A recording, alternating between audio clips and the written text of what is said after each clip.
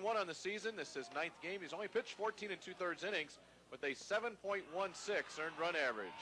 And Tees looks at ball 2. It's 2 balls and a strike. The first pitch about 6 minutes early, 2:54 p.m., but after a day and a half of baseball.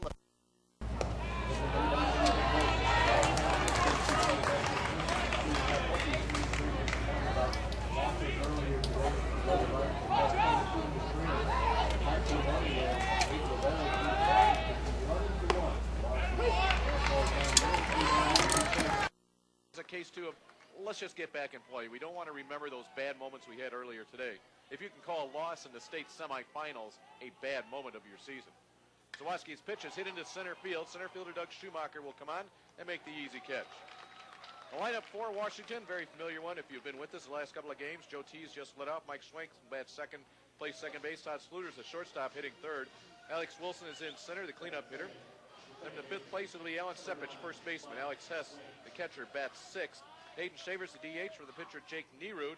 Hitting 8th will be Austin Fisher, the 3rd baseman, and the 9th place batter J.C. Bedwell, the right fielder for the Washington Panthers. 30 wins and 12 losses on the year. Mike Schwenk fouls this one back into the screen. Defensively for Brother Rice.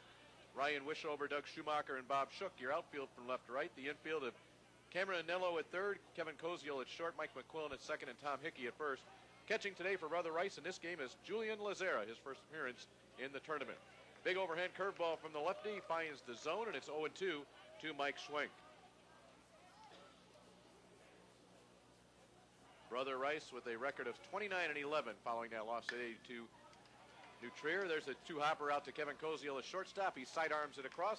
A little bit low throw, but dug out of there by Tom Hickey for the 2nd out of the 1st inning. So 2 up, 2 down to begin our ball game here in the top half of the 1st inning. Just a fantastic day. If you weren't with us yesterday or earlier on this morning for the semifinals, this is just perfect baseball weather. Chamber of Commerce weather here in Joliet this weekend. Yeah, the Joliet Visitors Bureau has been working hard. They've hosted each of the last 2 weekends. Here's a number back up the middle off the bat of Todd Sluter. Second baseman McQuillan charges, throwing on the run and gets his man. Slick play by McQuillan, who had to come off the infield dirt to the infield grass to make the play. So Washington goes up and down in order in the top of the 1st. We'll head to the 2nd here in your consolation game of the 2007 IHSA State Boys AA Baseball Tournament. You're listening to it on the IHSA Internet Radio Network. What do high school activities mean to your community? It means I don't have to worry about what my teenage daughter is doing. No matter what happens, obviously these teams, Dave, disappointed they wouldn't make the championship game as the first pitch comes in there for a ball, I believe, high. But either way, both teams trying to end their season on a winning note. That's the bottom line. As standing in is Mike McQuillan. He puts a charge into this one. To right field it goes, and it is caught by the right fielder, J.C. Bedwell. Ball left the bat in a big way. Well, it had a great sound to it, and I think you're right. He put a charge into it, and then about at its apex of the arch, if I could be geometrical here, it looked like that ball just died out there, and it had no more carry. You know, I was fooled, too, as I laugh a little bit here, because it was McQuillan that tripled to start the game earlier today. As we have a little bit of a discussion here between our home plate umpire and Tim Lyons. It was McQuillan that tripled to right center field to start the game. The eventual loss to New Trier. This time he flies out to right, but we're back in. Kevin Koziel will step in. Koziel, freshman shortstop, takes a strike from Jake Nerud, the starting pitcher for Washington in this game. Nerud, 5'11", 185-pound senior, 3-3 in the year with a 3.03 earned run average, and that pitch is inside. Count evens up at 1-1. In 34 2/3 innings, Nerud has given up 26 hits, 34 strikeouts, and this ball is skied to the outfield. Center fielder Alex Wilson will call it and make the catch. 2 up, 2 down. It'll be that starting lineup for Brother Rice. You already heard McQuillan and Koziel's at bat. Sitting in the third spots, Cameron Anello. Ryan Wishover will bat in the fourth spot. He plays left field. Anello, the third baseman. Doug Schumacher's in center, hitting fifth. Tom Hickey's the first baseman, batting sixth. Right fielder Bob Shook hits seventh. Bob Dempster is the designated hitter today, and he's batting for the pitcher, John Zawoski. And Julian Lazara doing the catching, batting in the ninth spot. Nerud's pitch to Anello is called strike. Joe Tees, Alex Wilson, and J.C. Bedwell, your outfield for Washington from left to right. In the infield from third to first, Austin Fisher, Todd Sluter, Mike Schwenk, and Alan Sepich. Behind the plate, as he's been the entire tournament, Alex Hess. This ball is lined to center. Wilson is right there in his tracks, and that's a very quick 1-2-3 inning in the bottom half of this first inning. So no score. Washington and Brother Rice, somebody's going to bring home that third-place trophy. Back with more from Joliet and Silvercross Field after this on the IHSA Internet Radio Network. Walk into a Indeed, if you were not with us for that ball game, Washington not only defeated 11-0 in 5 innings, that game took 61 minutes to play, a state record, and it also featured a no-hitter by Neuqua Valley pitcher Jeff Rowan, a game in which he threw just 53 pitches. A very bizarre game, but one that has put Washington here in a third-place game and Neuqua Valley in the championship game. We'll start at the top of the second inning with Alex Wilson, the center fielder for the Washington Panthers, taking a strike. Yet another left-handed pitcher, John Zawoski, on the mound here for Brother Rice. And he bounces this one in and up over the shoulder of the catcher, Julian Lazaro, all the way to the backstop.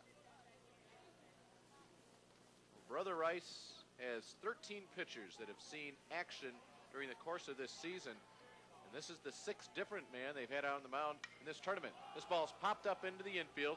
Shortstop Koziel calling for it. He'll make the catch dead between second and third base. So right now, the two pitchers combined are 7 for 7 as far as batters retired in the game. And give batters the credit, they're up there swinging. And for many of these players, it's their last game of their high school career, though you really can't say that much for Brother Rice. It's a underclass team, only 2 seniors on their entire roster, and yet your Brother Rice is 29-11 on the season, playing for third place. There's a foul ball in the stands. People weren't paying attention. Deflected off a couple of seats off the bat of Alan Sepich. Well, fortunately, David went into an area that was not well populated. Had it been about 3 rows further up, would have been a little bit dicey there. Crowd a little bit thinner here for this third place game than what we have seen earlier in this tournament. That pitch is underneath the chin of Alan Sepich, and if it got much closer, it would have given him a big shave. He has a big beard on there. Great game on the mound last night against St. Rita. Sepich is nicked by a pitch. You can maybe even hear it. A little double sound as it went off his jersey. Yes. He goes down to first base. Sepich last night picked up the win to go to 12-2 on the year. 7 innings. He did give up 9 hits, 4 earned runs. He struck out 6 and not walk a batter, but he just quieted a very powerful St. Rita lineup. So that ends the double perfect game that these two pitchers had going as we have our first base runner aboard. Foul ball back. Come on. Keep coming. Keep coming. Comes up about 10 feet short.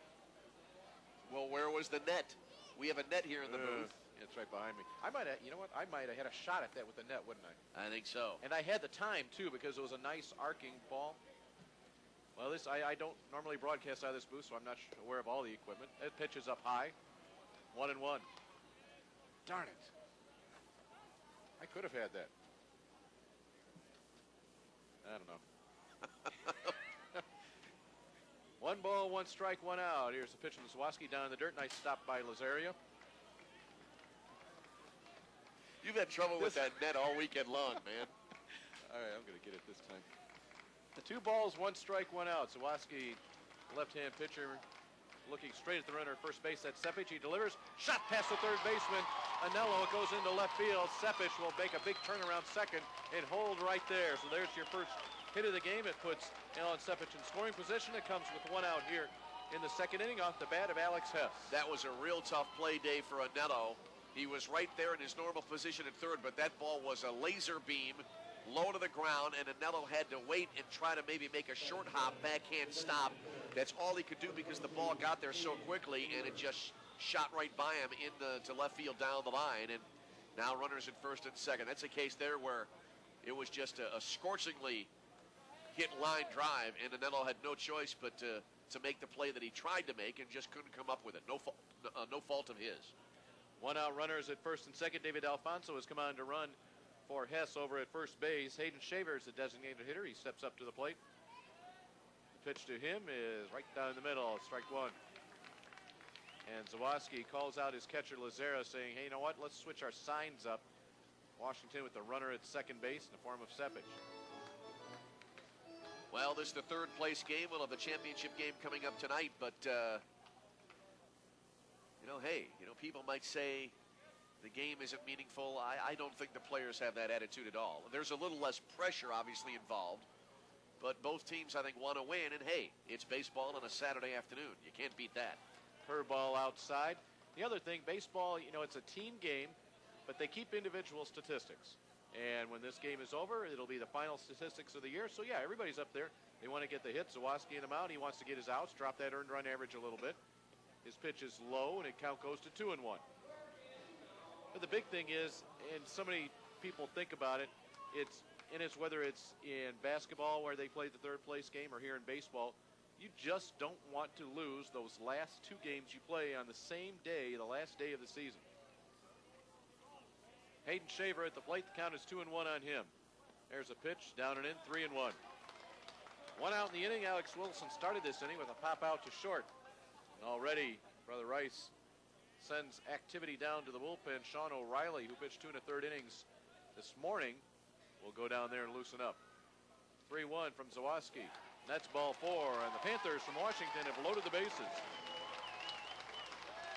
Sepich will move to third, and off to second base will be Delfonso.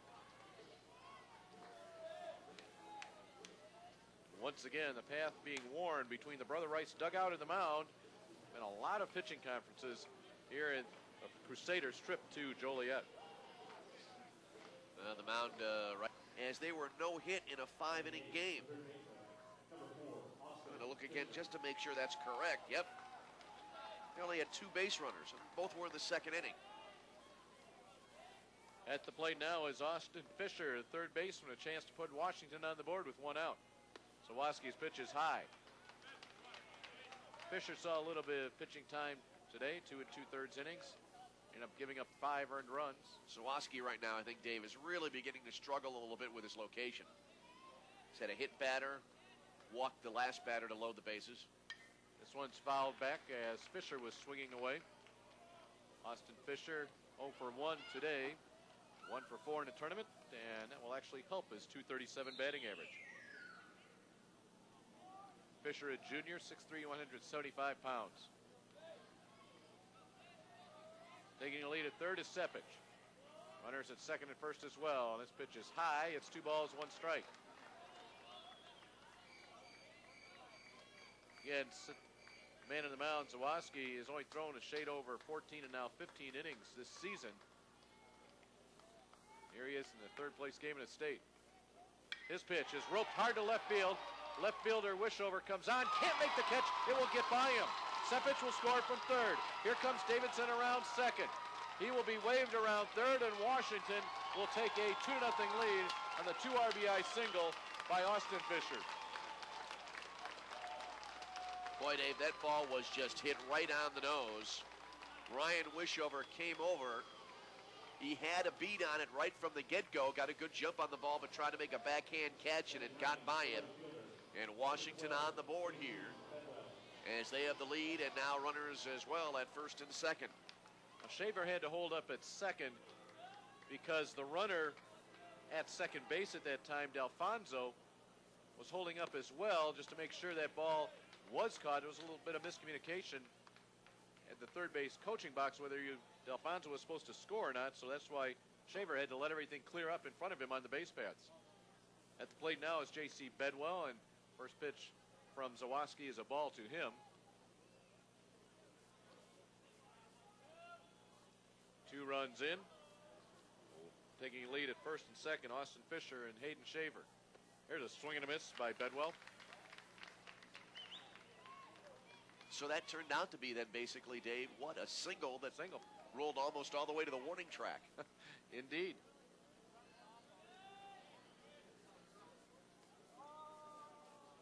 Pitch from Zawoski, and again, Bedwell swing and a miss. Well, you talk about base running, and unfortunately, Brother Rice had a really difficult base running gaffe in their ball game that just took the wind out of their sails in what looked to be a chance to rally back in their game against New Trier. But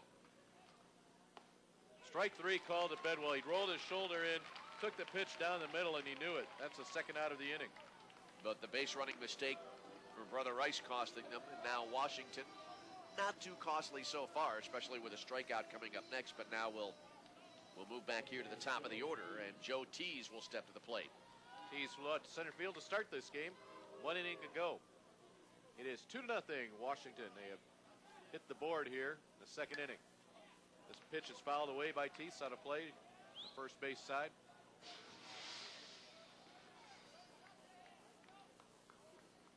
folks wearing the orange of Washington, not making their way into the park, probably walked around downtown Joliet, grabbed something to eat, made their way back in. They look at the board, and their team's up 2-0. One strike pitch to Tease. It's called strike 2. Home plate umpire waited a while, made the call, and it's no balls and 2 strikes.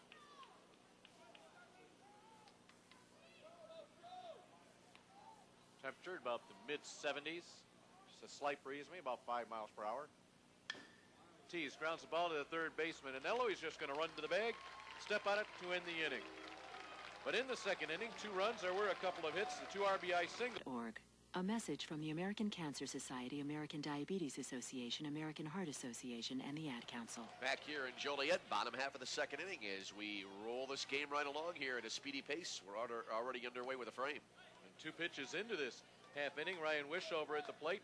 The count is even, and ball and a strike, and they are moving those players on and off the field very quickly in this game. Wishover rips this one to the first baseman. Sepich knocks it down. He's going to pick it up and win the race to the bag. Good job by Alan Sepich. That was a tough shot there. Had a little bit of spin on it as well. Good job, as you said. Sepich was able to knock it down. That's the cardinal rule if you're an infielder. If you're not going to be able to make the play, at least try to knock it down, keep it in front of you. He did just that. Was maybe about 2 feet ahead of him, picked it up, and ran pretty quickly to the bag and won the race, and there's 1 out of the inning. First 4 men have been retired in the game. This is Doug Schumacher at the plate, and he'll be in front of this pitch and tap it foul. The third baseman, Austin Fisher, will pick it up. Fired on back to his pitcher, Jake Nerud.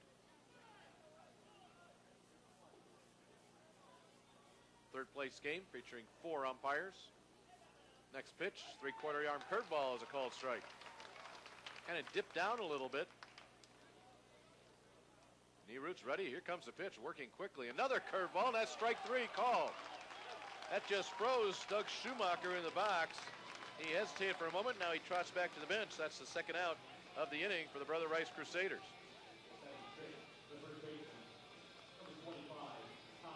That brings up left-handed hitting first baseman Tom Hickey. Nerud's first pitch goes to that curveball again. This time leaves it inside to the left-handed hitting Hickey. Outfield shading Hickey to pull the ball a little bit, and he ropes this one foul down the right field line into the bullpen, rolls over the mound and into fair territory in right field, picked up there by the right fielder J.C. Bedwell. He'll toss it back into play. And now the ball goes to Sepich, the first baseman. He lobs it into the dugout. You know, you mentioned something during one of the semifinal games about how in the major leagues, if the ball gets the slightest bit of dirt on it, they throw it out of play, whereas here they'll keep them in play as long as possible.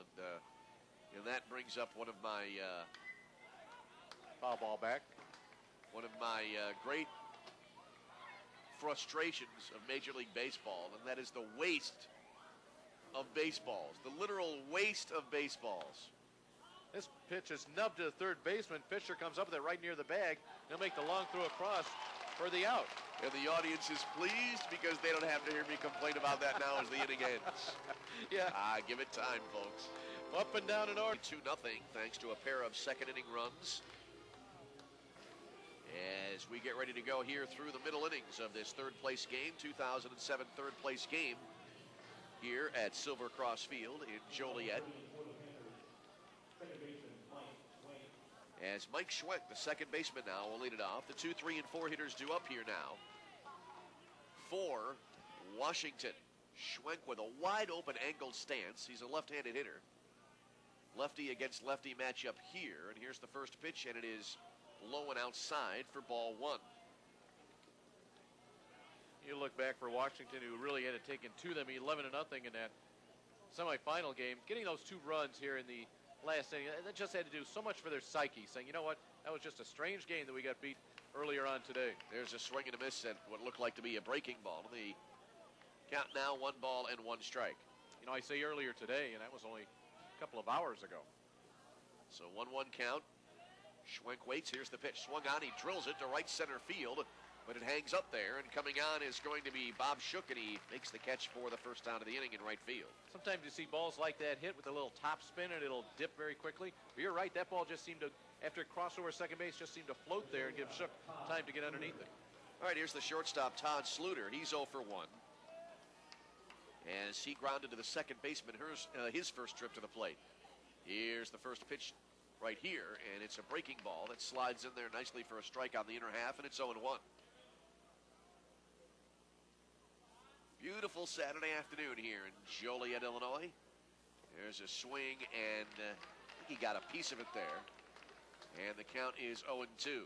Look out to center field where the American flag is hanging absolutely motionless. No balls, 2 strikes the count. Here's the pitch. Swinging a chop to the left side of the infield. Taken there on the grass at third base by Anello, and he throws across the diamond for the out. There are 2 down in the inning. Anello really worked hard to get that one so it would not take that extra hop.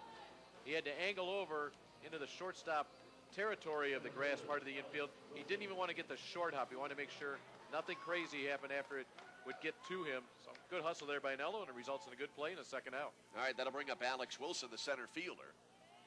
As this game moving along nicely. First pitch up high for ball 1. Wilson in the game is 0 for 1, pop to the shortstop. His first trip back to lead off the second inning for Washington. 1 ball, no strikes the count.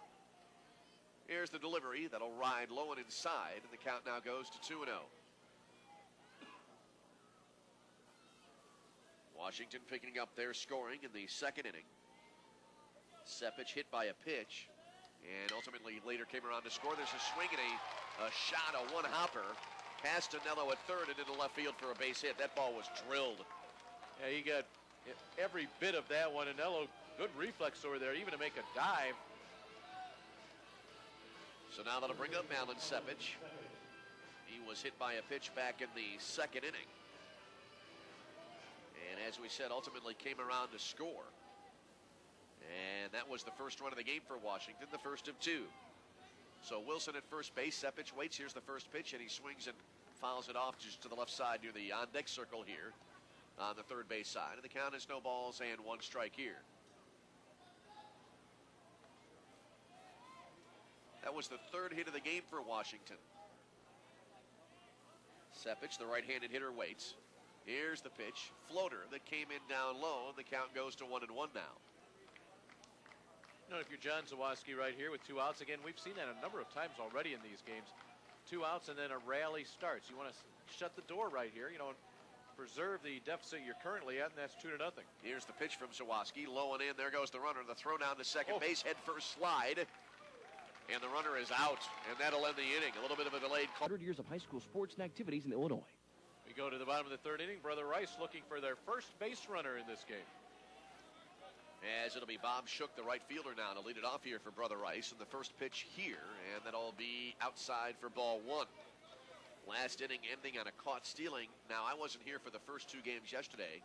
There's the next pitch. That'll be a nice curveball that floats in there for a strike, and the count even at 1-1. But I'm trying to go. I'm going off the top of my head here as Nerud is working very rapidly here. Next pitch low and outside, and it's 2-1. And I think I may wait till the at-bat ends here. Here's the 2-1, and it's down low, and that'll make it 3-1. I'm going to talk real fast because Nerud follows through, gets the ball, walks back in the rubber, and he's ready to go. 3-1, misses outside ball 4. That's the fastest 5-pitch walk I think you'll ever see. Yeah, literally, he follows through, starts walking backwards and stands in the rubber with the ball. Very much like Mark Burley. Burley does the same thing. He follows through, takes 3 steps back, and there he is, ready to throw. So now here's Bob Dempster, the designated hitter. He'll be followed by Julian Lazaro, and then we'll recycle back to the top of the order. So 1 out, nobody out here in the Brother Rice third. There's a swing and a looper that drifts fouled off to the right out of play. And it is 0-1. I was just thinking, going off the top of my head, was that the first caught stealing of the tournament? I believe there was one yesterday morning, one of those first 2 games. And those are the 2 games that I was not here for, so it was the first caught stealing, at least that I have seen, and 2 now for the tournament. Here's a curveball, beautifully placed there. And quickly now, Dempster is in an 0-2 hole as he froze him on that pitch. Dempster had no way to tell what was happening there and just took the pitch for a called strike. Throw to first, runner back in, head first. Pretty nice move there by Nerud. He looked over his shoulder and then quick feet to make the snap throw. Nerud working out of the stretch, comes set, here's the pitch.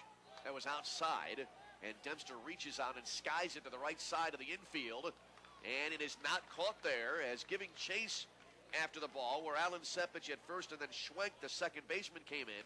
Sepich had his back to us, tried to make a basket catch, and for a moment there I thought he caught it, and then I saw the ball kind of roll out from behind him.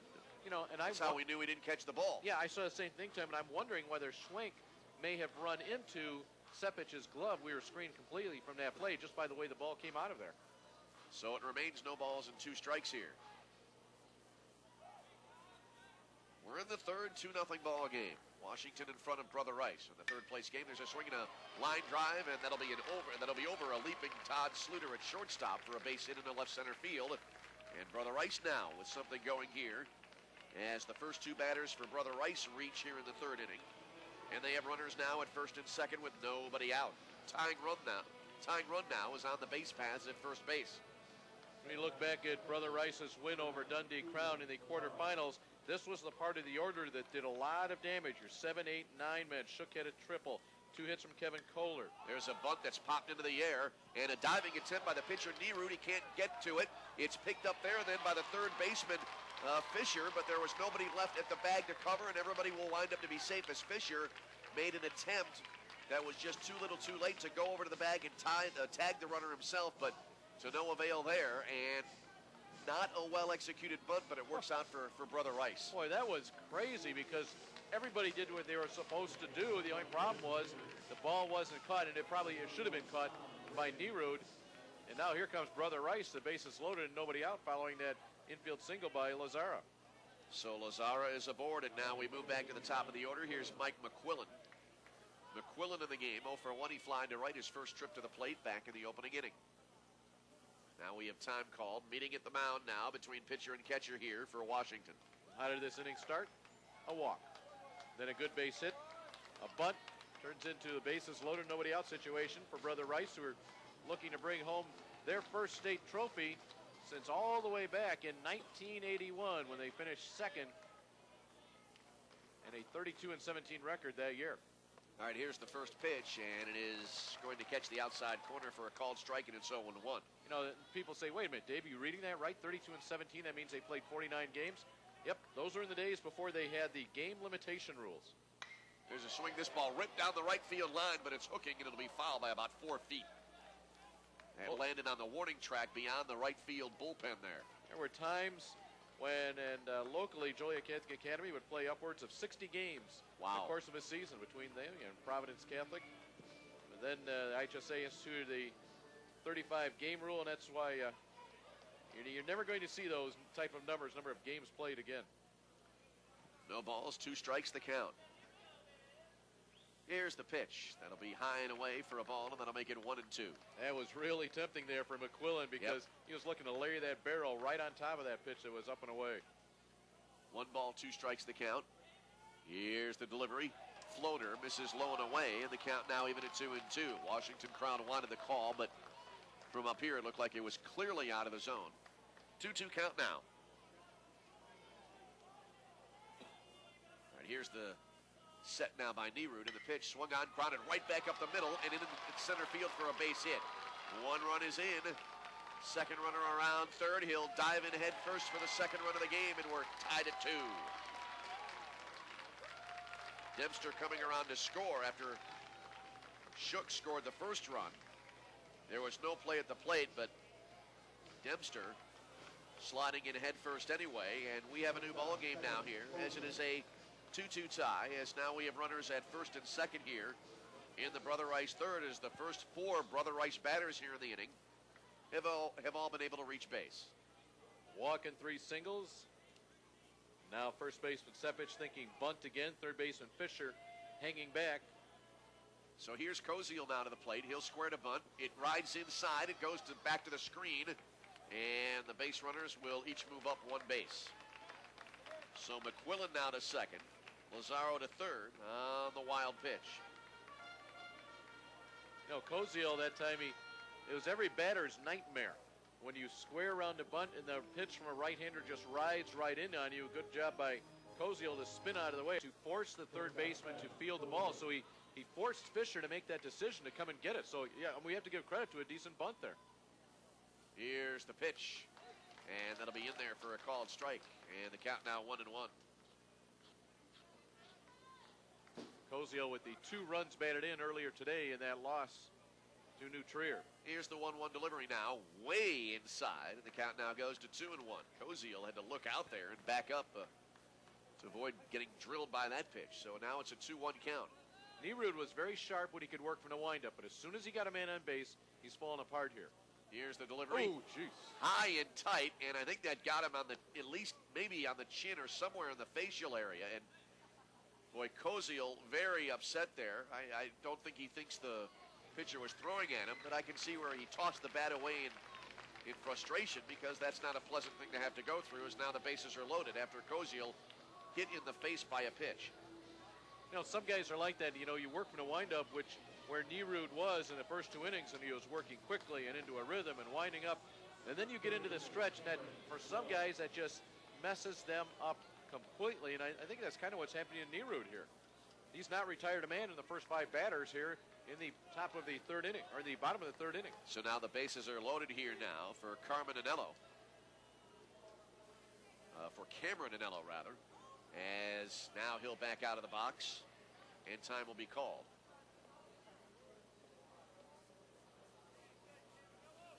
All right, Anello steps back in. Where's number 15? All right, here's the pitch now. Swung on. He ripped it to third, but it's caught on the line by the third baseman, Fisher. And he saved at least a run and maybe 2 there. Boy, that was cat-like reflexes by Fisher. The ball was arm's length away from him, and it was a rope. Man, what a great play by Fisher. So now here's Ryan Wishover. He's 0 for 1. Boy, was that ball smoked? Whew. That was a line drive. And as you said, just nothing but cat-like reflexes there. It was to his glove side, so all he really had to do, I say all he had to do, that's kind of an understatement, was reach out, though. I think it benefited him that it was to his glove side. First pitch floats outside for ball 1 here now to Wishover. And now another meeting here between pitcher and catcher out in front of the mound.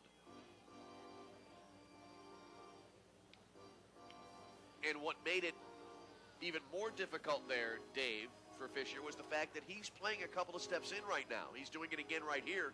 So that line drive got to him all the quicker. Some players just feel comfortable in that tight. All right, here's the pitch now. Swung on and looped to short left center field. That'll drop in for a perfectly placed base hit. 1 run is in. Runner around third. No relay in from center field. 2 more runs in for Brother Rice as now they take the lead.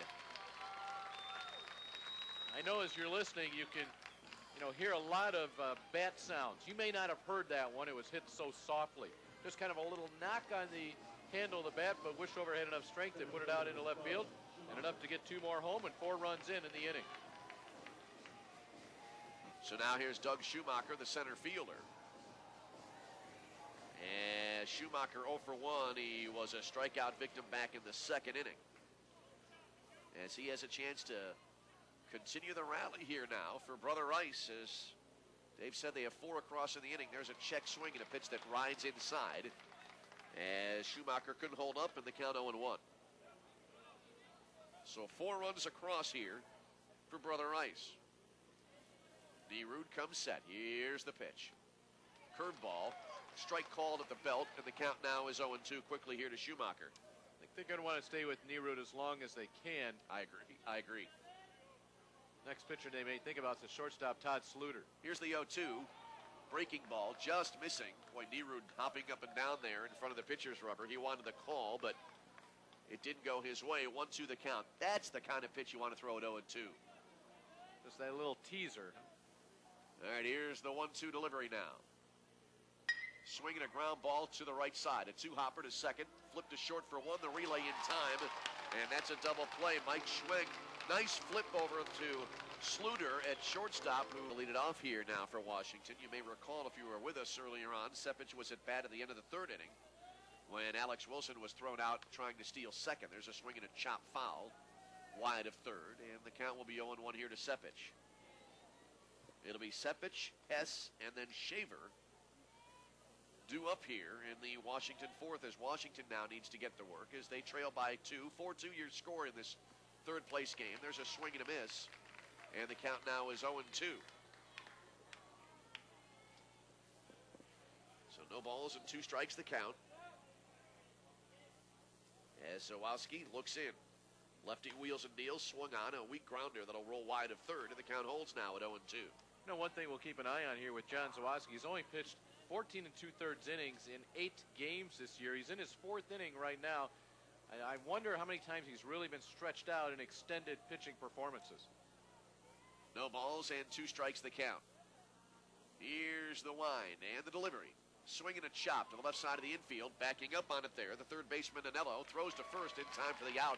By the time Dave Anello had that ball, he was so far over, he was right in front of the shortstop, but made the play nicely anyway. He did, and he got it on an in-between hop. It was kind of a tough hop. He was moving to his left, had to catch it kind of hip high, able to get his body squared up a little bit through that sidearm throw across, and he's made several nice plays down there at the third base bag. All right, that'll bring up Alex Hess. A single and a run scored back in the 2nd inning for Washington. Here's the first pitch to him, and it's low and outside for ball 1.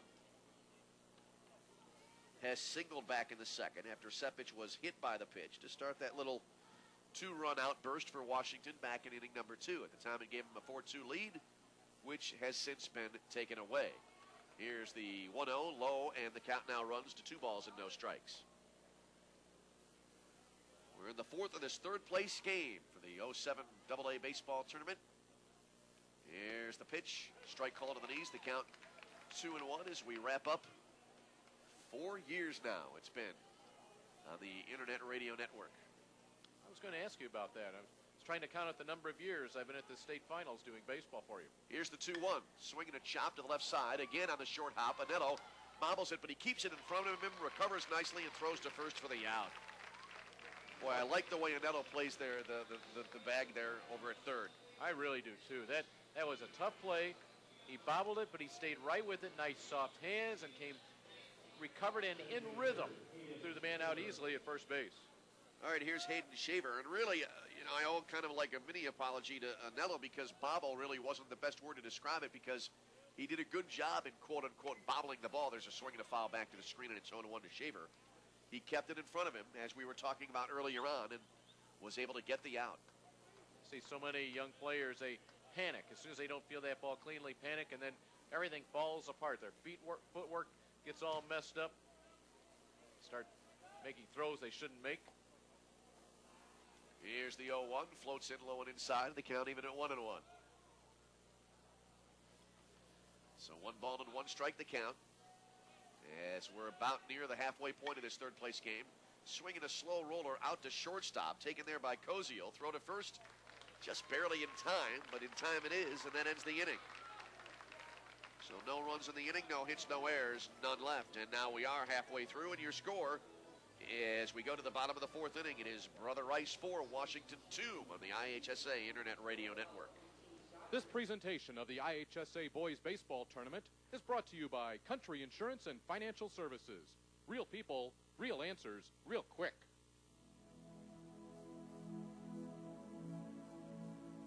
There's at least one place in every community in Illinois, one place where neighbors still gather and civic pride flourishes.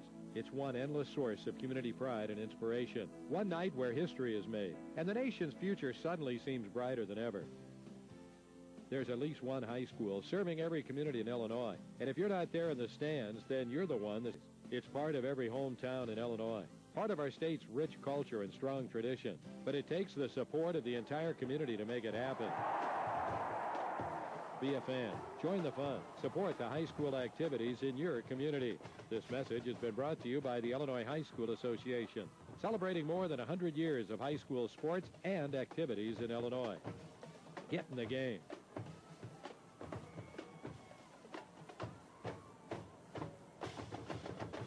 We are halfway home in our 3rd place game. Brother Rice looking to build on a 4-2 lead. To the bottom of the 4th we go, and Tom Westenfeld.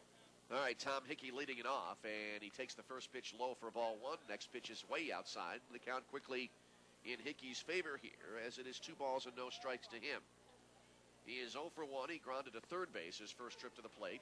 2-0 here, comes in across at the knees for a called strike, and that'll make it 2-1. 6, 7, and 8 hitters due up here. There's a swing and a miss, and a pitch low and away out of the zone. Hickey going fishing there, and nothing came up, and so the count now 2-2.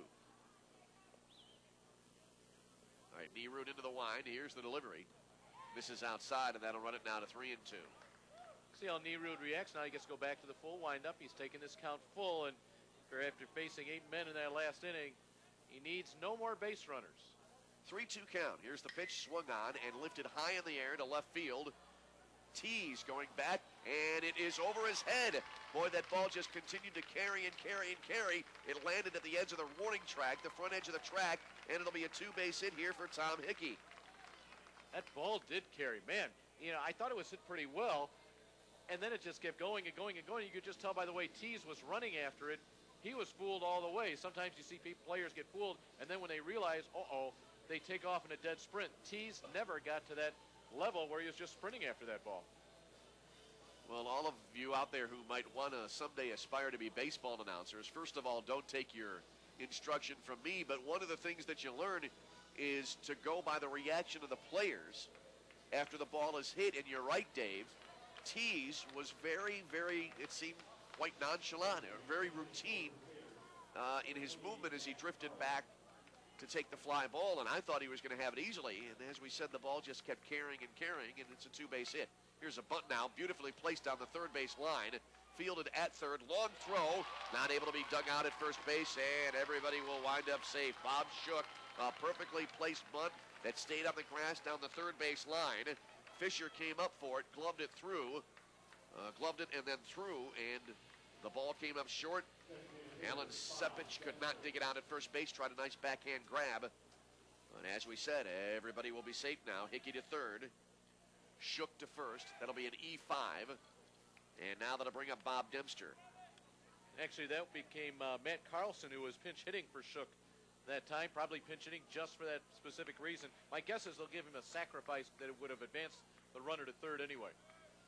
All right, here's the pitch, and it's bunted back. Well, I did see E5 up on the scoreboard, right. But either way. Well, E5 to let the... sacrifice and then an E5. Right, to allow Carlson to reach first. Now, that was a squeeze play that time by Dempster. Yeah, I think he panicked a little bit. That ball was a little bit outside, and he has to put the bat in the ball, but it looked like he kind of jumped at the ball when he probably just could have leaned out a little bit and very casually dropped that bat on it. So here's Dempster. He's 1 for 1 with a run scored in the game. First and third here for Brother Rice. Here's the pitch. Inside corner on a curveball that caught the corner for a called strike, and now it's 0-2. And he had Dempster flinching on a couple of occasions.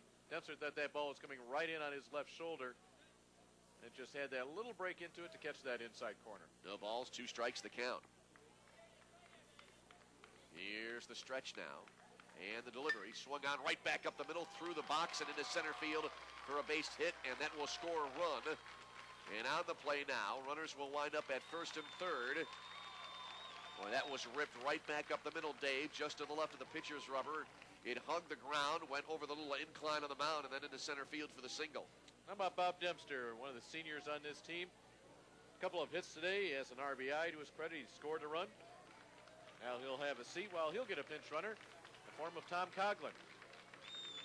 So Coughlin comes in to run now, as here's Julian Lazaro to the plate. So a run in here. And it's now a 5-2 lead here for Brother Rice. Lazaro singled and scored in the third inning. So runners still to the corners. He squares to bunt, pulls it back. The pitch rode high and tight. Almost turned into a little chin music there. Is the pitch high and inside for ball 1 here to Lazaro. Brother Rice faking a squeeze there. The runner at third, Matt Carlson, was faking like he was coming down the line. Lazaro squared around the bunt and then pulled it back, and everybody went back. All right, Lazaro waits. Here's the pitch. That'll be outside and low and away for a ball, and then it'll make it 2-0 here. So 2 balls and no strikes the count. As we have nobody out in the inning still. Here's the pitch. Another squeeze attempt, and this ball is bunted foul. Well, that squeeze attempt was self-defense by Lazaro, because that ball just rode right in on him. You know, and if he doesn't put that bat in the ball, he gets hit right in the chest with that pitch. Did what he had to do, though, and that is get the bat in the ball. So it's a 2-1 count here. Let's see if they try it again. Nerud looks at first, now comes set. Fake to third, fake to first. No throw either way. Got to sell that a little bit, Jake. It was a very casual, lackadaisical fake to third look at first. If there had been any activity in the bases, he would not have been ready to make a throw. Here's the 2-1. Swinging a chopper over the mound, fielded just to the right of the second base bag. As taking it there was Schwenk. He flips over to Sluter, covering for the force play as a run comes in for Brother Rice for from third base.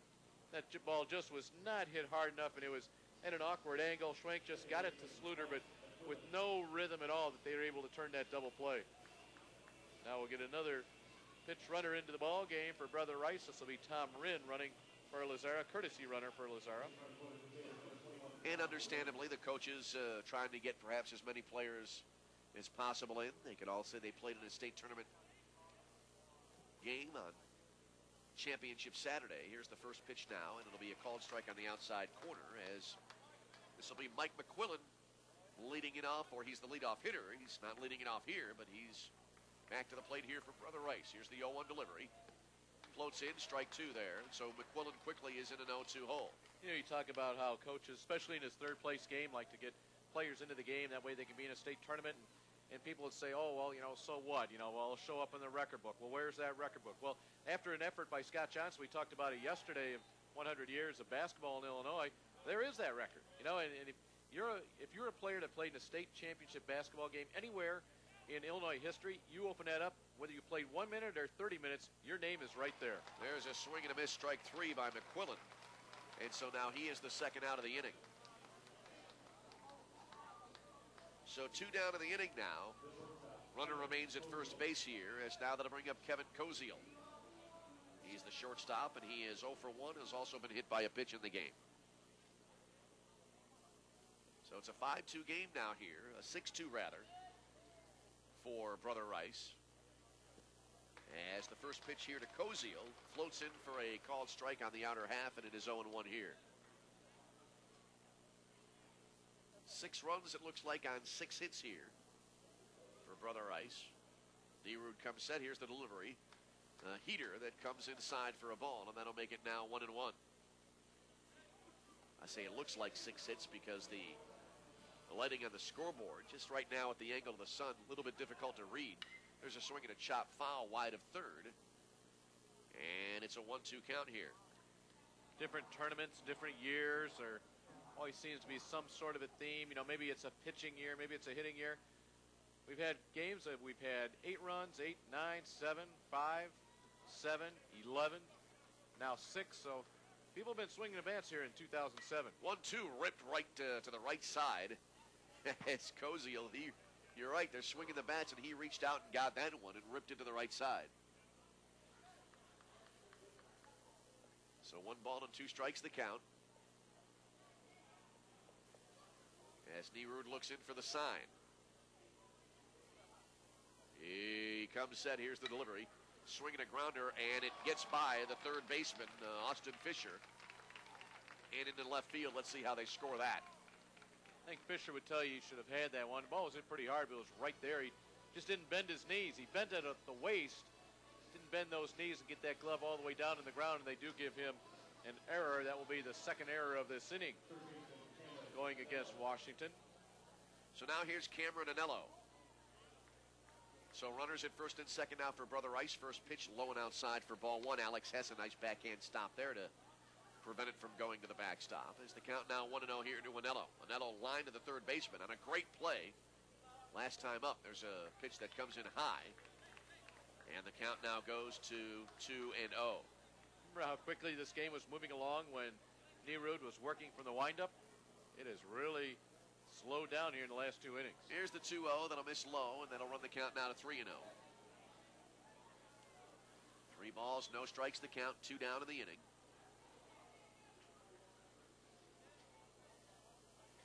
As it is a 6-2 lead here for Brother Rice.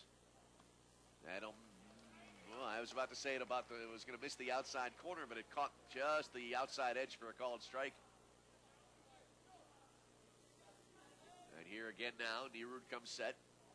Here's the delivery, swung on, ripped to third, and Austin Fisher didn't need to be as quick that time, but he backhands it for the out to end the inning.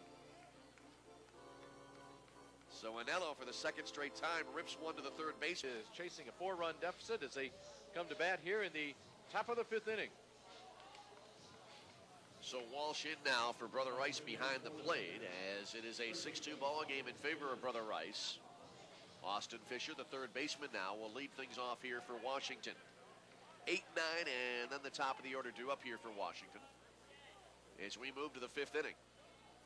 And here's the wind now, and the first pitch that swung on. One hopper over to third, fielded just behind the bag, and making the throw across the diamond is Cameron Anello for the out, and there's one out in the inning. So one up and one down after one pitch. And now that'll bring up J.C. Bedwell. Another change defensively for Brother Rice. Out at second base is number 12. That's next to Kowiak. He's a junior. 5'11", 180, making his first appearance here in the state finals. And we're going to have a pinch hitter here for Bedwell. As I can locate my roster real fast. The player at the bat right now wearing number 17. As we have one down here in the Washington 5th inning. It'll be Patrick Hypes doing the pinch hitting. Hypes, his first tournament appearance as well, as again all these coaches trying to get as many players as they can into this game. And he takes the first pitch low for ball one. 5'9" junior is 231 batting average and 13 at bats. Next pitch, that'll be a called strike, count even now at 1-1. So 1 ball and 1 strike to count here now, as we have one down in the Washington 5th inning. Here's the 1-1. That'll be low, just below the knees, and the count now runs to 2 balls and a strike here.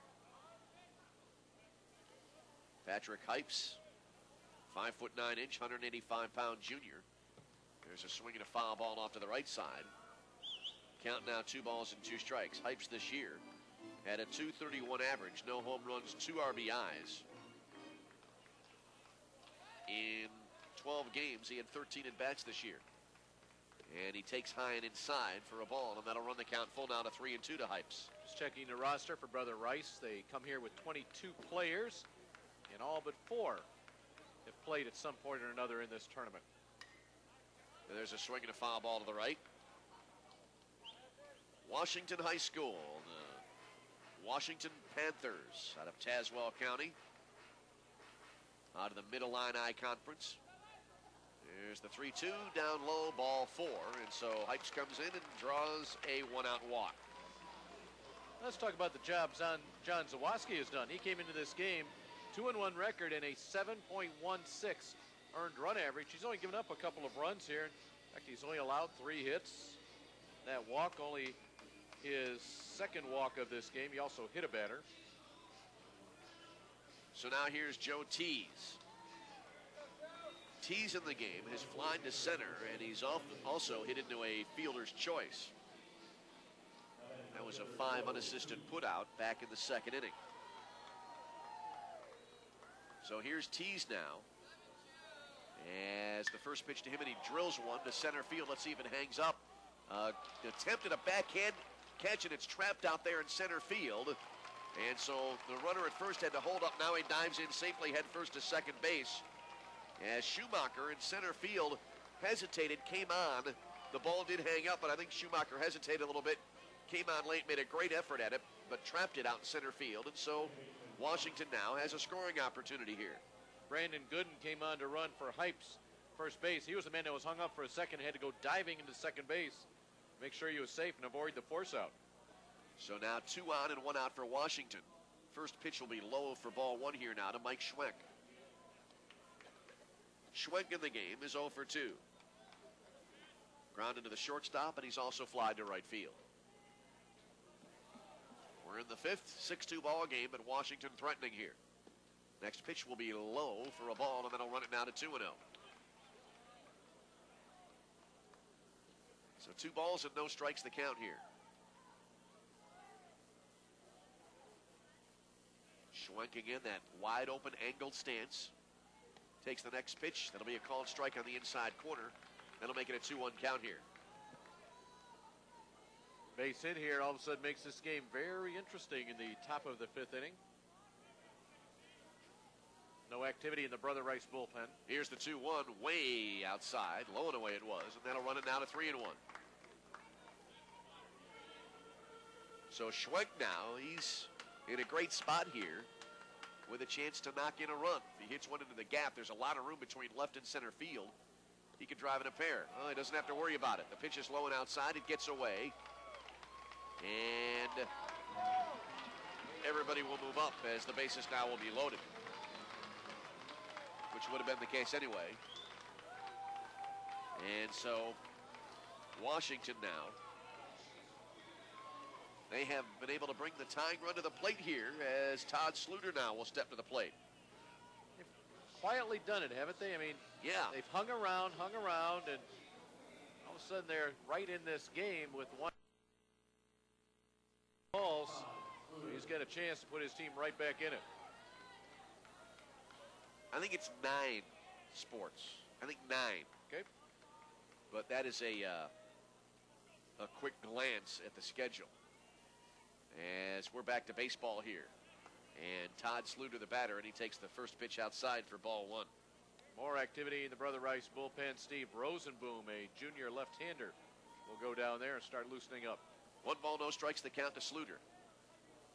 All right, so O'Reilly, right-hander, comes set. Pitch is high and outside for a ball, and it's 2-0. Nowhere to put him here as the bases are loaded for Washington in the 5th inning. Sluter leads his team in RBIs with 42 with a .405 batting average. He's 1 for 4 in this tournament. Had 6 home runs on the year. Here's the 2-0.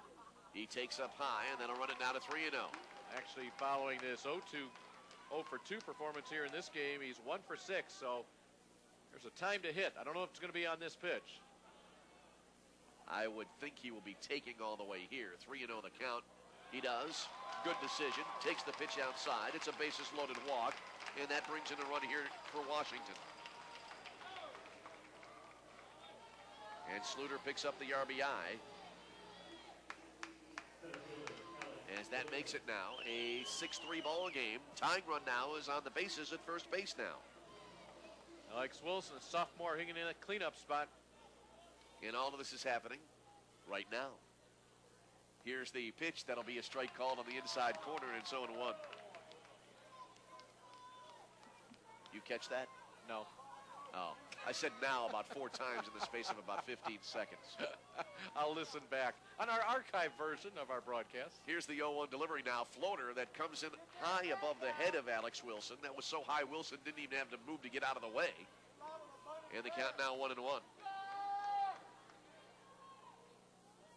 Wilson in the game. Boy, he had an adventure back in the 3rd inning. He reached and then was caught stealing to end the inning. He's 1 for 2 in the game. Takes here, called strike on the inside corner, and it's 1-2.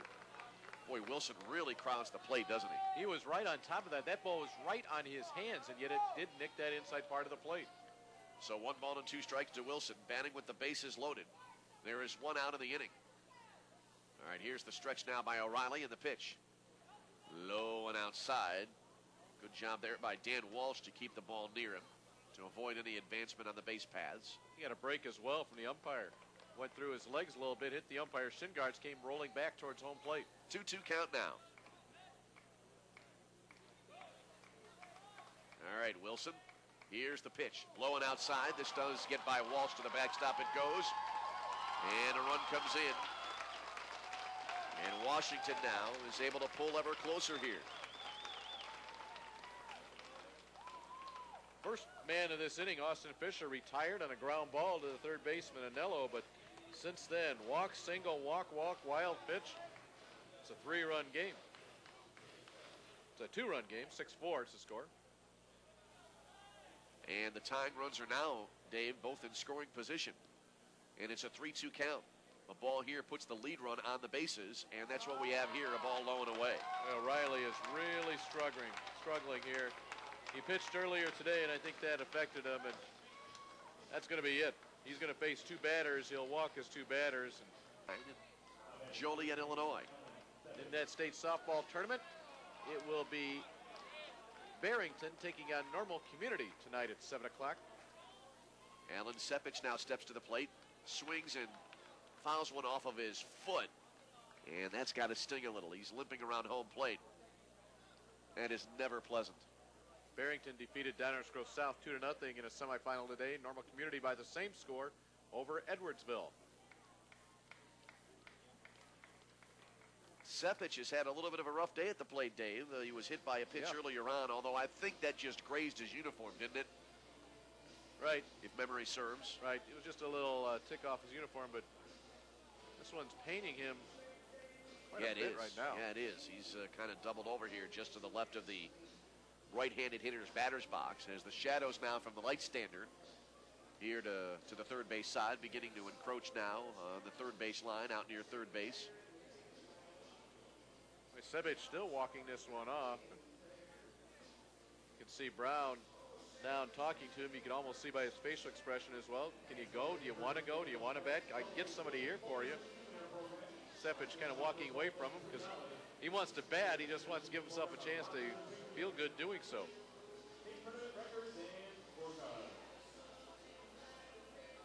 Sebich will be playing his baseball at Illinois Central College. It is in East Peoria. Boy, I got the impression there, Dave. I don't know if you agreed that it would have taken a lot for Sepich to come out of the game there. Yeah, bases loaded, you bet. He wants to hit. No balls, 1 strike the count now as he digs back in. Here's the pitch.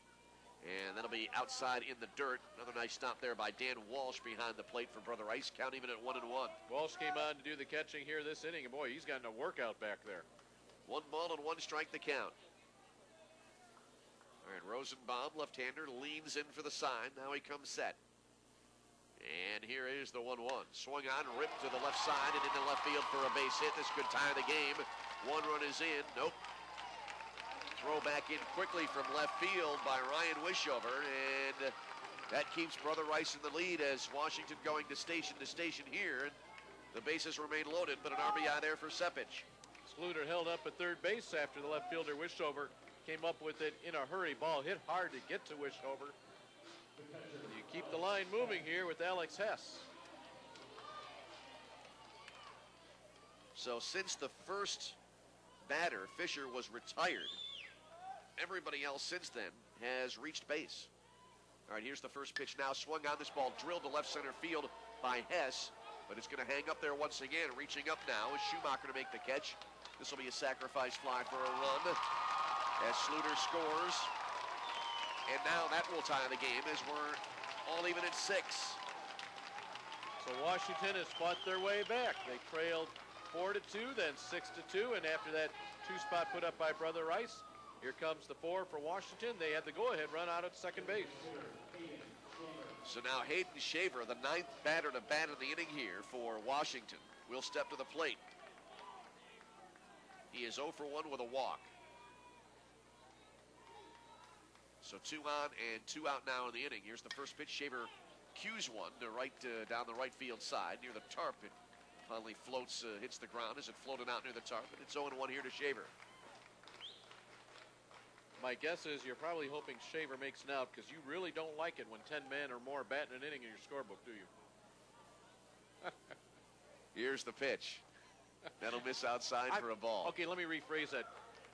Forget about whether he makes an out. You just don't like when it goes bumping into that next column of numbers there in the book. You're not pulling for Shaver. You're not pulling for Washington to do anything. I'm just saying. You know, if you were scoring at home. Here's the 1-1. You're putting me in a very difficult spot here, David. 2-1 is the count now. I'm trying to get you out of it, too. 2-1 the count. All right. Shaver is the 9th batter to bat in the inning. Here's the pitch. That'll be inside. 3-1 is the count.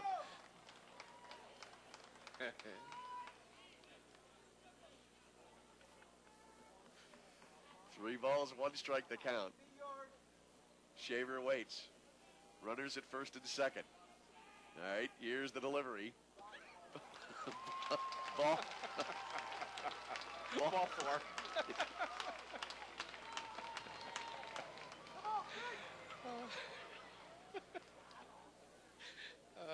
10 men will come to bat in the inning for Washington, and we've got another pitching change. You want to take over now? You want to wipe the tears out of your eyes? New pitcher coming in. They're going to bring Ryan Wishover in from right field. Wishover started the first game of this tournament. He went 3 1/3 innings. And we will see what sort of defensive adjustments are made as far as replacing Wishover in left field. By the way,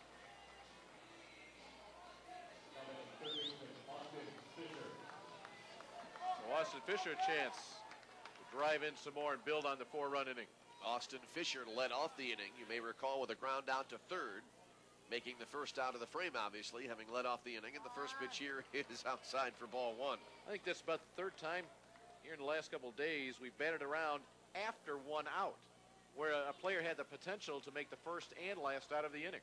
1 ball, no strikes, the count here to Fisher, who's 1 for 2 in the game. He singled back in the second. Here's the pitch, swung on, chopped foul, wide of third, as the count now will be even at 1-1. Well, we had that happen, let's see, for Nick LaValle back in the second inning of their second semifinal. And you're right, they batted around in that situation after 1 was out. Rob Elliott led off the inning, grounding out to shortstop. And the next 5 batters reached. Here's the 1-1, and that'll catch the outside corner on a curveball. The count goes now to 1 ball and 2 strikes. So 1 ball and 2 strikes now here to Shaver, who is the number 8 hitter in the order here for Washington. All right, Austin Shaver waits. Here's the pitch. Swung on. Boy, I thought he was going to be way ahead of it and miss it, but he got a piece of it, and he fouled it back to the screen. Yeah, I'm not sure how he did get a piece of it because he started that swing early. The bat came through the zone. He just barely nicked the end of that barrel as that bat was crossing through the strike zone. 1 ball, 2 strikes the count. 2 down in the inning. The bases again loaded. Here's the pitch. Strike 3 called on the outside corner, and that will end the inning. So Shaver begins and ends the 5th inning. But in between, Washington picks up 4, and we have a brand new ball game here. As we go to the bottom half of the 5th inning, it's Washington. Stay in school. That's 877-FORAKID. Who knows? They might even think you're doing it because you love them. A message brought to you by the U.S. Army and the Ad Council. Jake Nerud, who had been behind or ahead in this game 2-0, then behind 4-2 and 6-2, all of a sudden takes them out for Washington, all tied up at 6. And the pitcher now, Ryan Wishover, leading it off, and he swings at the second pitch, lifts a high fly ball, short right field, dropping quickly, and a diving attempt unsuccessful by Bedwell out there in right field. He quickly gets the ball back in, and the runner safe at second base. Wishover, I hesitated there for a reason as Wishover came sliding in trying to leg it out. He did so, but he nearly overslid the bag, Dave, but he got back in safely, and he has a leadoff double here for Brother Rice. That was a great set of base running, made a great turnaround first base. Great slide in his second. He went so hard he went past it, and I'll bet you if we look, there's fingernail scratches on that second base bag as he was trying to hang on. And he'll come out, and Tom Wren will run for him. So now here's Doug Schumacher here for Brother Rice as they have a chance to retake the lead now with nobody out in the 5th inning. Swing at the first pitch, which was a floating breaking ball, and it is hit off to the right side out of play, and the count is 0-1 here to Schumacher. Schumacher in the ball game is 0 for 2. He has a strikeout and is also hit into a 4-6-3 double play in the game. Runner at second. Nobody out here for Brother Rice. All right, here is the pitch now. Swung on, chopped wide of third, foul, and the count quickly now is at 0-2 here. Couple of off-speed pitches here by Nerud against Schumacher. Schumacher did a nice job of kind of double clutching and fouling off the first one. This one he pulls foul. Let's see what Nerud does to him here on 0-2. So no balls and 2 strikes the count. Here's the set now and the pitch. That'll be up high for a ball, and that'll run it now to 1-2. So Wishover, the leadoff double. He has been lifted, at least for the moment here, for a courtesy runner. As here comes the 1-2 pitch now. Floater swung on, grounded over to the shortstop, Sluter. He'll throw to first in time. And something you don't see very often, Dave, a ball hit to the left side of the infield advances a runner to third. It was a high hopper, so the base runner, Wren, said, you know what, I'm going to get a pretty good jump on this one. And actually, the shortstop, Sluter, never even considered throwing the ball to third. So now that'll bring up Tom Hickey. Hickey in the game is 1 for 2. Grounded to third. He's also doubled and scored back in the fourth inning. First pitch here, he takes the infield drawn in, and he hit it right again to the shortstop. Sluter playing on the infield grass, and he throws to first for the out. That was right at him. I mean, Sluter didn't have to move.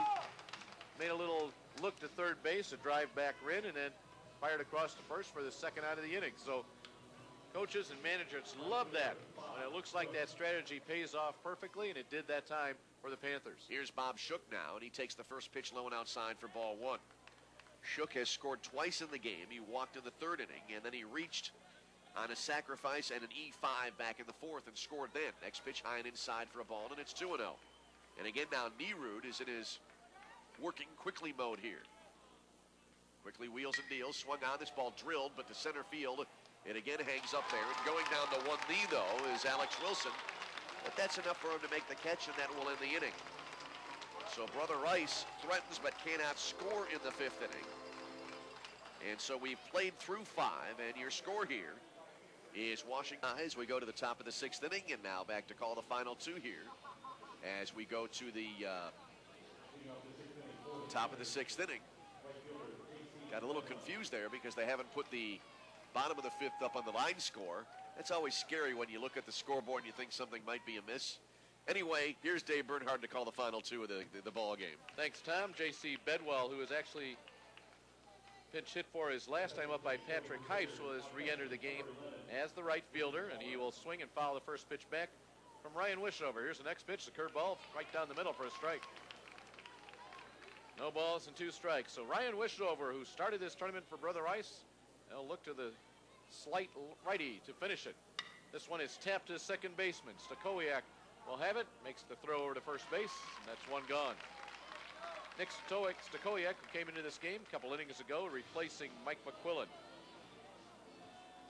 1 up, 1 down. Wishover's retired the 2 batters that he has faced in this game. And that will bring us to Joe Tease at the top of the Washington order. Tease today 1 for 3, a single and a run scored in that 4-run 5th inning. Something tells me, Dave, that come the championship game tonight, not quite so many roster changes or player changes, actually, is what I want to say. Pitch to Tease is in the dirt for a ball. Nope, it'll be the best going against the best, the people that have gotten you there all year long. That will be Nequa Valley and New Trier coming up at 7 o'clock. Wishover's pitch is up and in. Dutis, it's 2-0. You might know better than I, but I would assume if you changed your roster now, you'd be, breaking a rule, right? Oh, yeah, you can't change your roster. Here's a fly ball to right field. Shook looking up into the sun, shades his eyes, now makes the catch. Chest high. 2 quick outs in the inning. We go to Mike Schwenk. No, it looked like Shook, even though you're right, Dave. He shaded his eyes, but I think he was having a little trouble anyway because it was a real quick movement with his hand up to shade his eyes.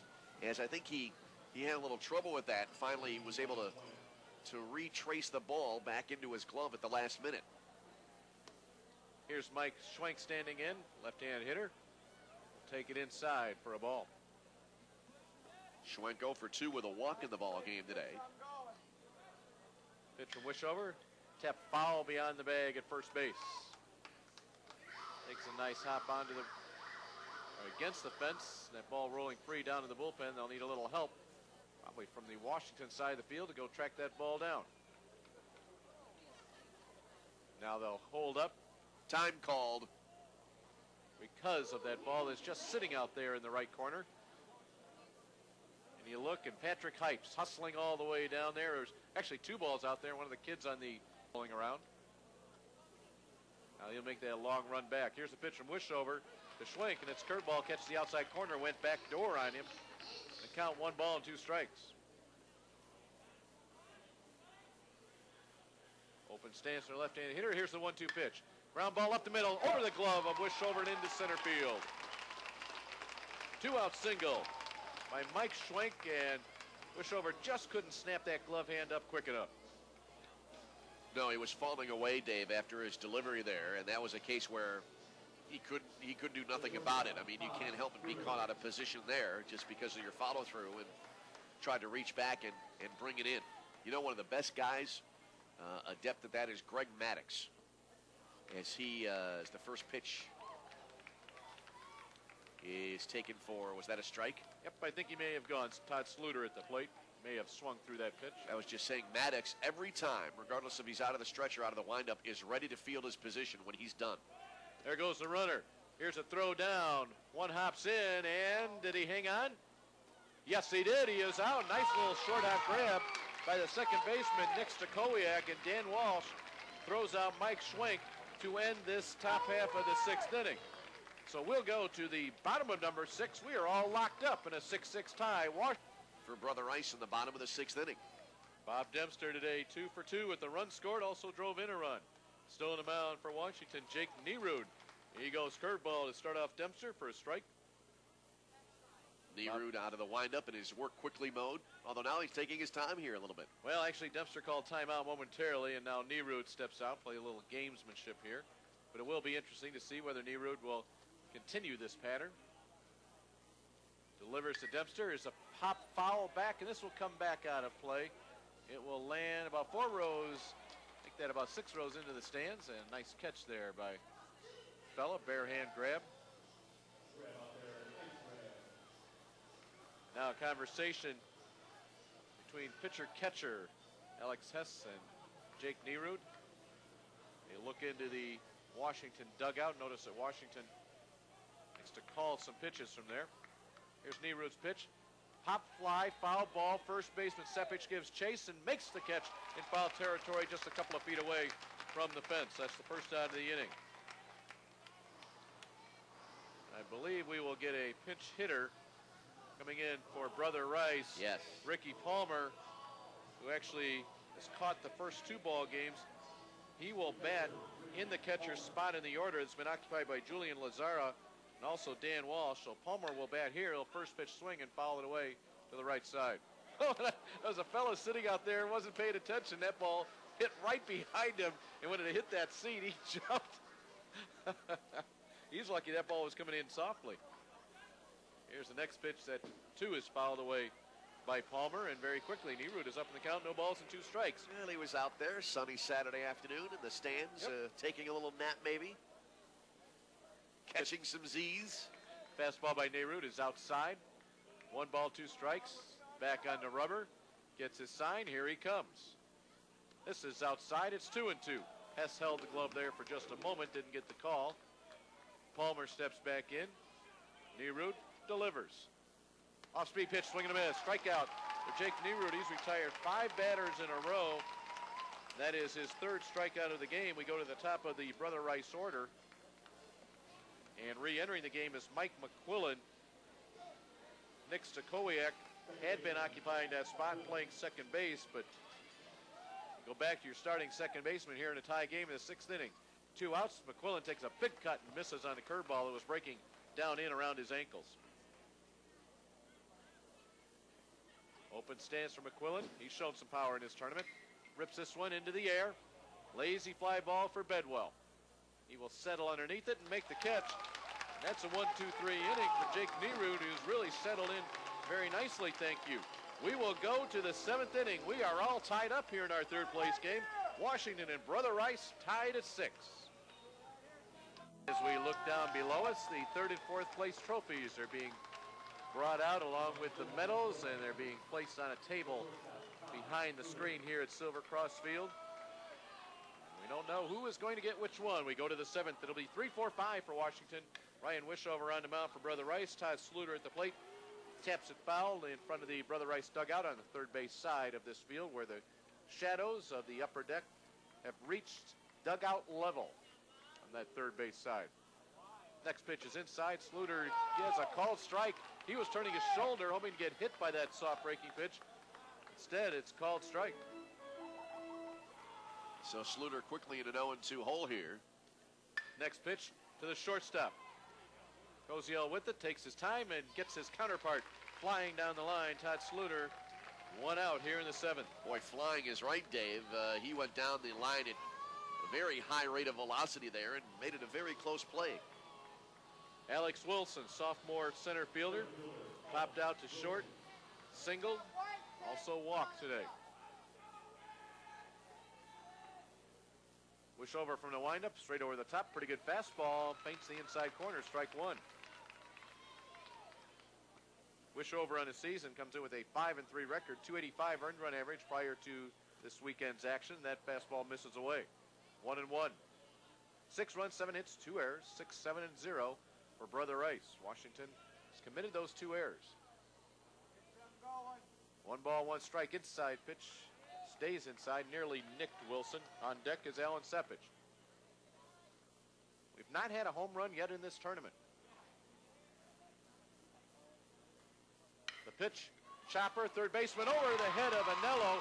He measured his jump, and now the left fielder, Kohler, drops it momentarily, and flying into second base goes Alex Wilson. I suspect that may be ruled, Dave, scoring-wise, a single and an error on the left fielder. Let's see if they put it up on the board. You know, I don't know how they will score it, but I will tell you right now, I think Wilson was thinking 2 all the way. He was motoring all the way out of that box. Well, he was, and they're going to call it, I think, a straight double. No error on the play. That brings up Sepich with the go-ahead run out of second base, and now they do say hit and an error. Bottom line is you've got a runner at second base with 1 out here in a tie ball game in the top of the 7th. Sepich today has a single and a run batted in. Inside pitch, and it hits him. He's had a tough day at the plate. Wow. Second time he's been hit by a pitch. And he also fouled the ball off his foot, didn't he? Yep. I'll bring up Alex Hess. Hess has a sacrifice fly RBI to his credit. Also singled and scored back in the 2nd inning.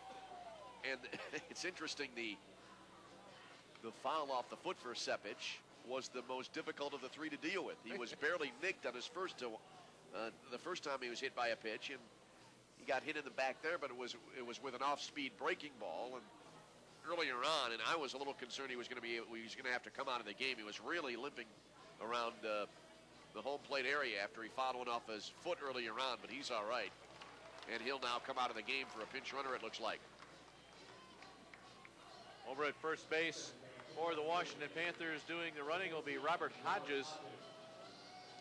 Hodges was a pinch runner last night that was thrown out at the plate by St. Rita in the bottom of the 6th inning to preserve a 1-run difference. What could have been a big play, however, Washington came back and slammed the door in the Mustangs in the 7th, and that's why they have made it to play here in the final 4. At the plate is Alex Hess. 1 out here in the top of the 7th inning. Wishover in the stretch. Runners take their leads at first and second. The first pitch is into the dirt.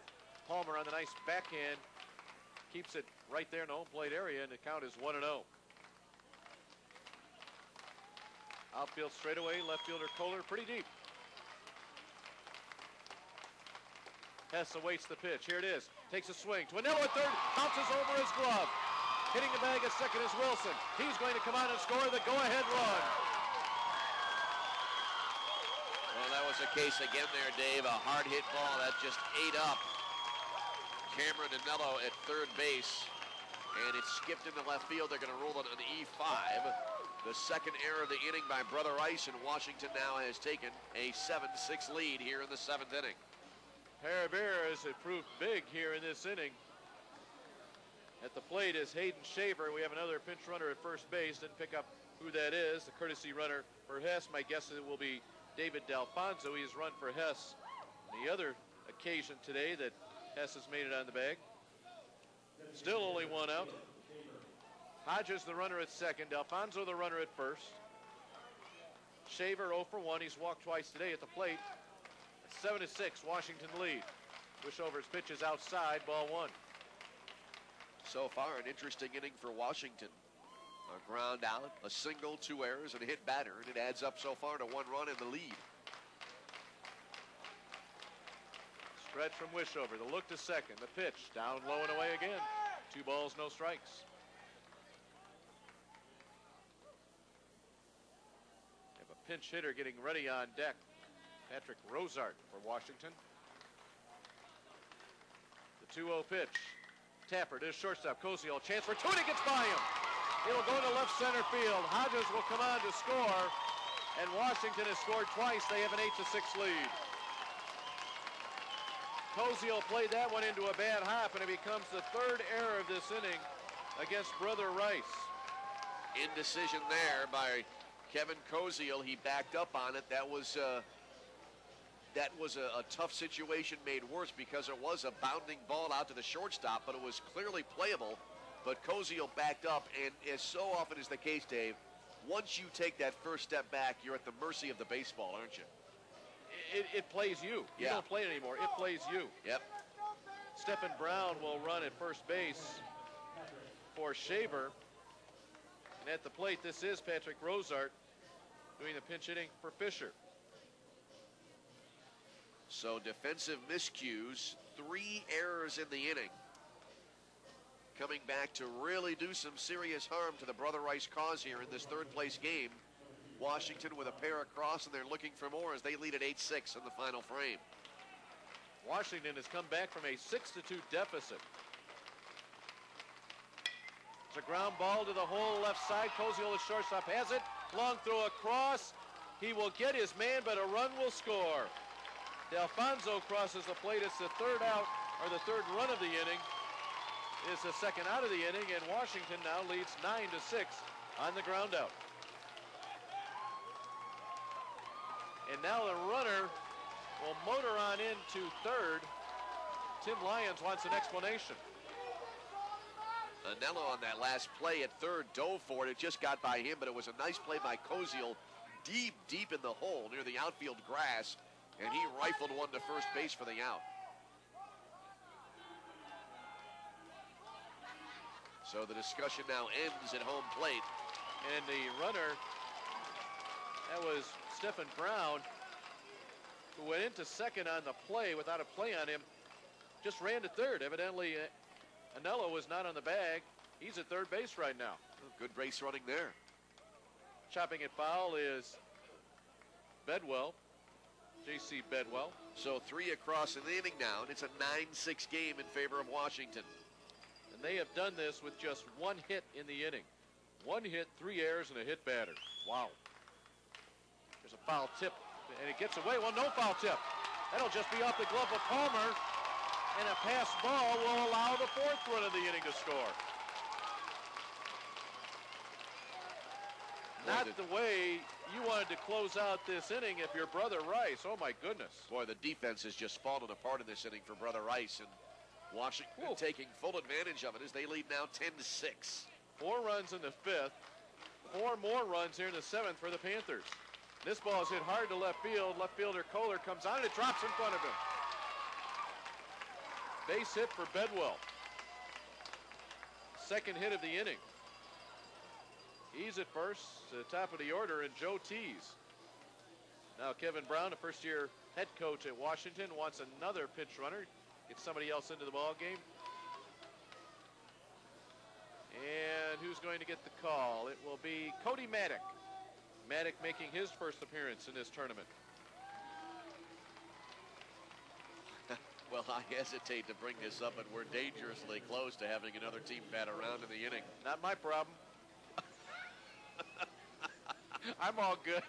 Dave Bernhardt quickly distancing himself from that situation, throwing his partner under the bus in the process. Joe Tees is the 8th man to bat in this inning. There are 2 outs.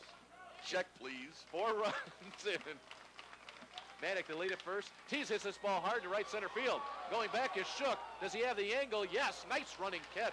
Oh, that was right center field. That was a great play. He ran it down and he reached up, and boy, for a minute I thought it might get just a big 4 spot for Washington in the top of the 7th inning, and so now do or die for Brother Rice as we go to the bottom of the 7th. Kevin Koziel to lead it off. Jake Nerud is still in the mound. He's given up 7 hits, 6 runs. He has a 4-run lead. First pitch curveball outside for a strike. Next pitch misses with a curveball, 1-1. He's ready to go. Delivers, misses outside, 2-1. Brother Rice needs base runners here in this 3rd place game. 2, 3, 4 here in the Brother Rice lineup. This ball's ripped left field, base hit. There's your first base runner. Left fielder tees up with it. Koziel, the casual round around first base. And that brings up Cameron Anello. Well, 2 more, and Brother Rice will be able to bring the tying run up to the plate here, as this is their last chance, at least in regulation. And now a meeting at the mound for Washington, as everybody in the infield will get involved in this one. Brown comes out of that dugout, looking at Nerud. I you know what? I think they're going to make a pitching change here. Yes, they will. I saw Alan Sepich start to take off his glove. He may be coming in or taking off tape off his wrist. Yeah, he's going to come on. He's going to look to finish out this game. You don't think this game is important to Washington fans? Oh, yeah. Then we're going to bring in the guy that last night got them to the semifinals with his win, his pitching win. And coming in to play first base, let's check that out. For Washington, that will be Dan O'Neill. Dan O'Neill goes to first. And Alan Sepich now is on the mound. He got the win in that thriller last night against St. Rita.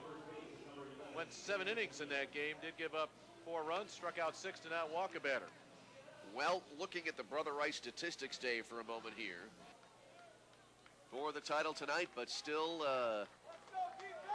the issue to be decided here in the third place game. Washington in command, but Brother Rice on the comeback trail now. As will this be Anello coming to the plate? Yes, it will. Cameron Anello will face a 6'4", 220-pound right-hander with a 12-2 record. That's Alan Sepich. First pitch to him is chopped to the shortstop. A chance for 2. Sluter's going to take it himself. He's going to throw to first. That's a double play. And Anello did not run. Was slow getting out of the box. He may have thought there was catcher's interference or something, but that's a double play. That's a 6-3 double play, killing the rally. And you wonder if Anello now, Here's Wishover, line drive caught by Sepich, and that ends the game. Alan Sepich came on and threw 2 pitches. One of them was a double play, the other a line drive right back at him, and the Washington Panthers have claimed the 3rd place trophy in the 2007 State Baseball Championships. not a bad job at all for Sepich. As you said, he came on, threw 2 pitches, inning over, game over, and Washington, as you said, your 3rd place team. I was just beginning to say before that line drive, you wonder in this situation, even though it turned out to be the 2nd to last play of the year, if Anello might have been subject to a little lecture there as he came back to the dugout because he did not run it out. And in this situation, that's hardware to Washington, Illinois. First time they have ever made it to the state baseball finals, and it will be a 3rd place trophy.